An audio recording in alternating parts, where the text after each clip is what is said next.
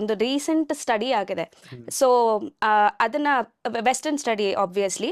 So ಅವರು they have noted ಒಂದು ಸ್ಪರ್ಮಿಗೆ ovum ಬಂದು ಅದು ಅಕ್ಸೆಪ್ಟ್ ಮಾಡಿ ಅದು ಯಾವಾಗ ಝೈಗೋಟ್ ಆಗತ್ತೆ, they have seen a flash of light seeing around the ಏನಂತಾರೆ ಝೈಗೋಟ್ ಅನ್ನುವಂಥದ್ದು ಯೂನಿಸೆಲ್ಯುಲರ್ ಸ್ಟ್ರಕ್ಚರ್. ಸೊ ಅದು ಮತ್ತೆ ಮಲ್ಟಿಪ್ಲೈ ಆಗಿ ಆಗಿ ಆಗಿ ಅದು ಒಂದು ಗರ್ಭ ಆಗಿ ಆಗುವಂಥದ್ದು. ಸೊ ಇವಾಗ ಹೊಸ coin they have coined light happens when life happens ಅಂತ.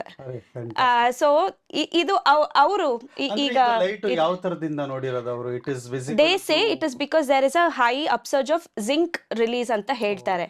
ಬಟ್ ಅವರು ಕೂಡ that is what they say that ಇದೆರಡರ ಒಂದು ಝೈಗೋಟ್ ಆಗಿ ಅಲ್ಲಿ ಲೈಫಿನ ಒಂದು ಸೃಷ್ಟಿ ಆದಾಗ it is giving up that light ಅಂತ. ಸೊ ಅದು ನಮ್ಮ ಇದರಲ್ಲಿ ಈಗ ಸುಮಾರು ಗ್ಯಾಡ್ಜೆಟ್ಸ್ ಎಲ್ಲ ಸೊಫಿಸ್ಟಿಕೇಶನ್ಸ್ ಆಗ್ತಾ ಆಗ್ತಾ ಎಲೆಕ್ಟ್ರಾನ್ ಮೈಕ್ರೋಸ್ಕೋಪ್ಸ್ ಅದು so many things they can see, ಅತೀಂದ್ರಿಯವಾದದನ್ನು ನೋಡ್ಲಿಕ್ಕೆ ಹೆಲ್ಪ್ ಆಗುವಂತ.